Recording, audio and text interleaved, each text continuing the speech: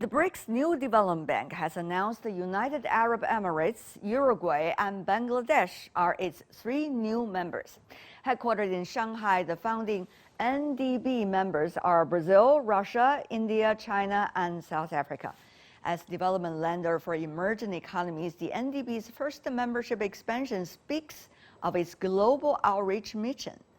With new members joining in, what direction is the bank heading for, and what does it mean for investors? For answers, I talked to Marcos Joijo, the New Development Bank president. Let's listen in.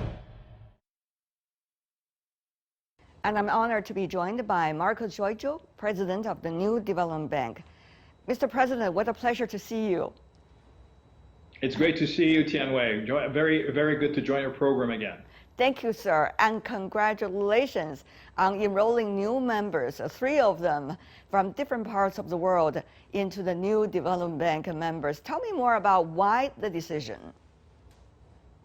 Well, Tianwei, when Brazil, Russia, India, China, and South Africa set up the New Development Bank, they did not want to make it exclusively a club for the BRICS. They wanted it to be a very efficient tool for the world of development, for emerging economies. So at one point in the future, membership expansion would get started, and we're very happy to announce this last couple of days that this process has indeed begun. The train has left the station, and we have announced the admission of 3 new members. So we started the process to live up to the very name of our institution, which is a new development bank. And now we have admitted the United Arab Emirates, Uruguay, and Bangladesh as new members. So it's an important milestone for the bank, especially in a global juncture where there's such a lot of disconnect. Being able to add more countries into a platform for cooperation, for the mobilization of resources that are geared to development, I think is indeed an important milestone. So we're very happy about it. I can tell the excitement from the lights in your eyes, sir. But, you know, there's one question. With all of these members joining in who are not necessarily the largest emerging economies, where is going to be the bank's direction, future directions? And are we going to see more new members joining in? On what kind of timetable? Well, Tianwei, I think the direction here is very clear. This is supposed to be a new development bank embracing more and more economies of the world. Of course, membership is open to whichever countries are part of the United Nations system.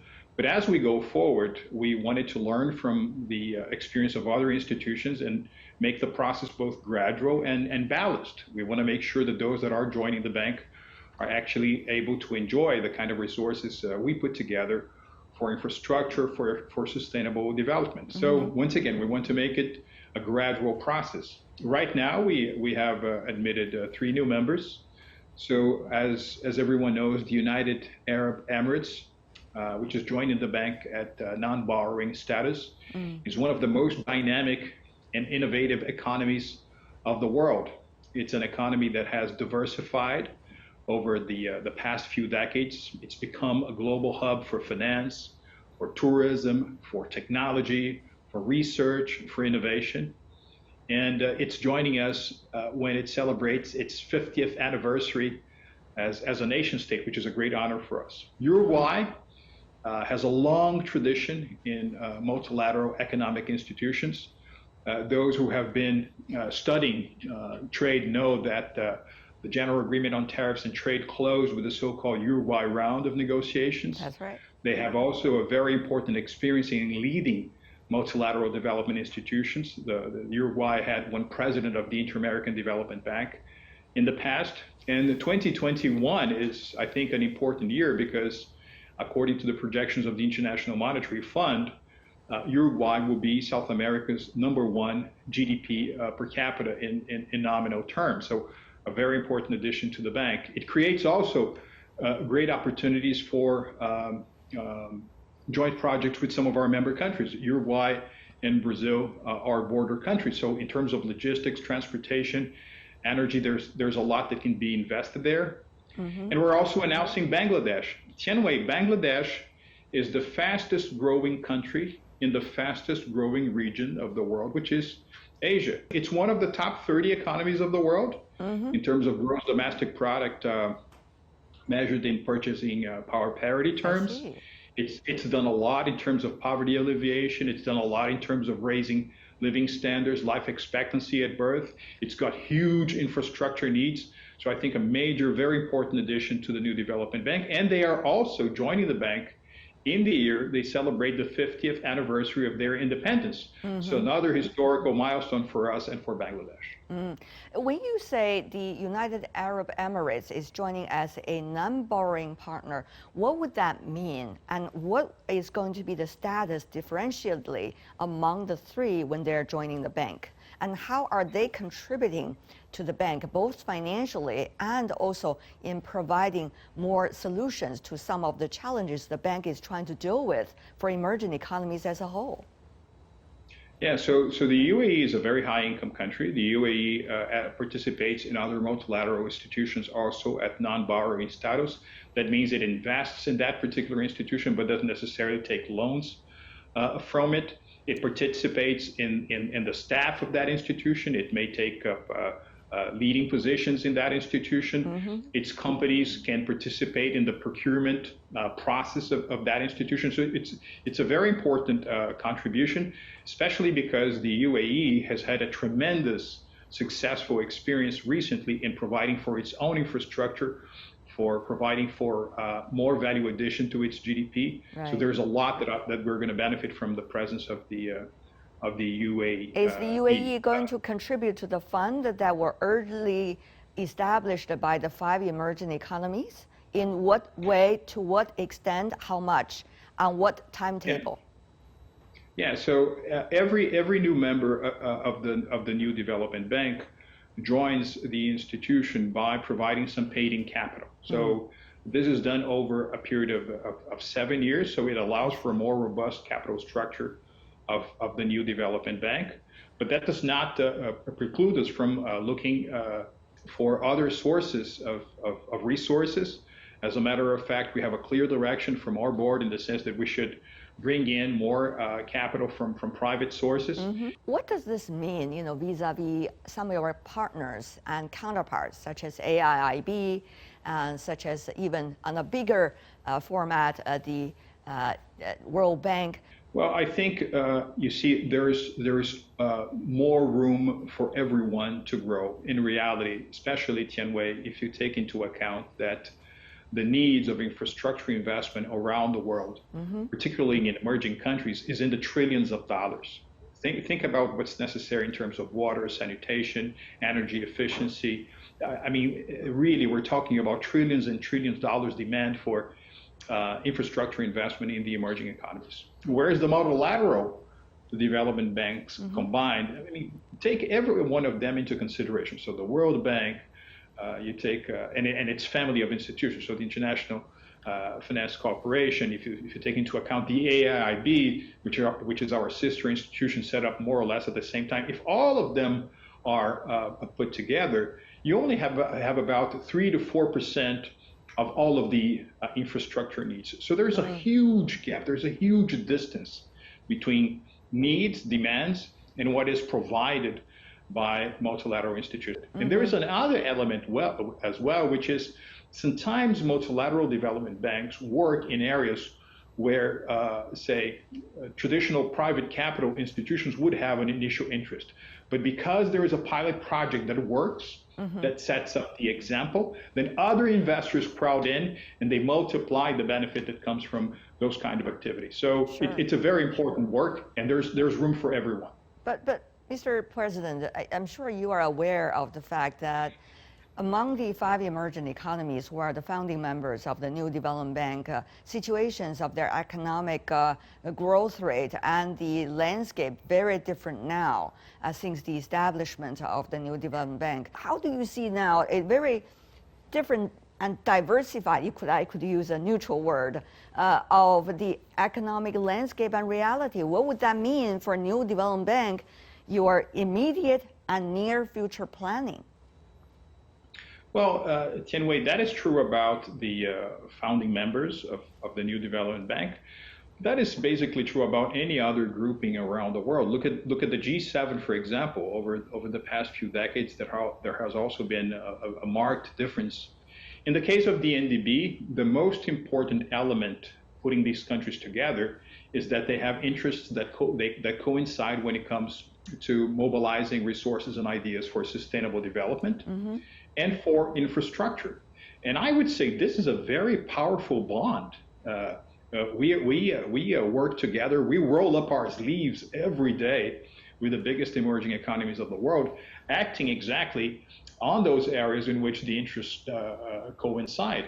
And I don't think that's going to change. By adding new members, you basically just expand the geographical scope of that rolling up of sleeves, of that joint work, because that is a need that's felt throughout the entire emerging country universe. So I think the cooperation potential there actually only tends to get bigger. You know, Mr. President, I was trying to imagine before coming into the studio how you are going to do your work. I mean, since the bank was founded a few years ago until now, things have changed so much in terms of geopolitics, in terms of the relations bilaterally among your founding members. I wouldn't name their names, you know the complexity.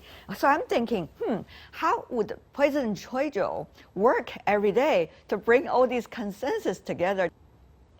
Well, Tianwei, sometimes I love to study very much the origin of words, and you've just mentioned the word there that I particularly admire, which is the word consensus. So consensus means moving in the same direction, towards the same goals. And we have many goals as sovereign nations that are the same. It doesn't matter where you're coming from. This needs to take center stage. And that is why I think we're able to build cooperation in those areas. And besides, I mean, the kind of interests that converge when it comes to infrastructure investment here, there are many other interests that are there when you look even at the bilateral aspects of the relationship between some of our member countries. I've already spoken to you, for example, in the case of Brazil and China. 20 years ago, Brazil-China bilateral trade was $1 billion a year. Today, Brazil-China trade is $1 billion every 60 hours. I know. So the level of exchange, and you also see that when it comes to India and China, when it comes to India and Russia, the world is, as you have very correctly put, is living a world of more, there's a deficit of cooperation, but we are there playing our role counter-cyclically of providing a platform for these countries to come together. Good for you. Very courageous, I guess, when you're saying that. But when you're saying that word, I also want to learn the origin, convergence, the convergence of interest. Maybe that's a very important word to take away. You see some of your member economies, China, for example, since we're talking based in Beijing, see its new idea of establishing more stock exchanges besides the Shenzhen, Hong Kong, Shanghai, and now it's adding Beijing. So you see this vibrant scene, while at the same time there are investors also talking about whether China is still as welcoming to investors as it used to be, as innovative as it used to be. Mr. President, you know, this is only one of your founding members. So how do you deal and see, you know, all these around-the-clock changes among your founding members about the future directions of their economy and investment environment? Well, you see, one of the ways to interpret the effects of COVID in the world, Tianwei, and that I favor the most, is that the world actually pushed the pause button. Some observers out there even say that we are not, for this past year and a half, we have not experienced a great recession, but we have experienced a great intermission. So things took sort of a pause. For example, I remember looking at some numbers in early 2020 when UNCTAD was publicizing the results of flows of foreign direct investment in the previous year, in 2019. And I guess at the time, China was about to overtake the United States as the top destination for world FDI. And Brazil was number 4. Housing about 75 billion new foreign direct investment in 2019. So all of that has taken sort of a pause because of COVID. But going forward, as vaccination is rolled out, as economic normality somewhat resumes, then the flows of FDI will continue to increase. And I think many of our member countries are mindful of this very important paradox that you see in the world out there, because as you were saying, as a result of more uncertainty, as a result of people living longer, as a result of the demassification of the economy, you have a huge amount of savings of resources that are looking for good investment opportunities.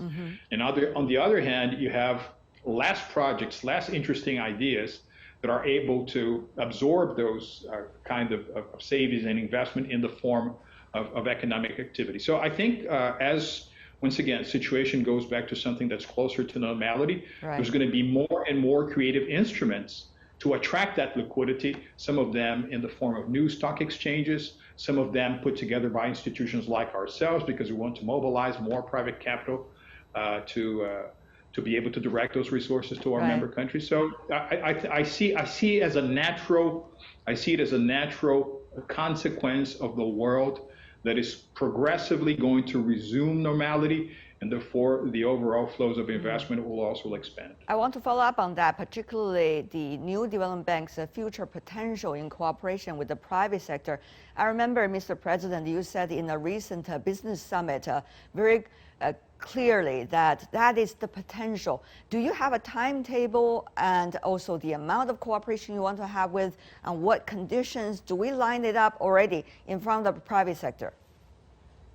Yeah, so we have already a number of projects that are done in partnership with the private sector. We have those in Russia. We have those in Brazil. We wanted to have in all of our member countries. We want a considerable portion of our portfolio to be taken up by projects in the private sector, and we want to do a lot of cross-institutional financing. One particular project where you have a multilateral institution like us, another multilateral institution, an investment fund that's led by private investors, we can now come together. I give you one very interesting example. For example, the NDB has a big investment share, a big financing share of a project in Brazil for solar panels that actually sets up the biggest solar power generation unit in Latin America. And there, in that project, we have our share. We have other development banks participating,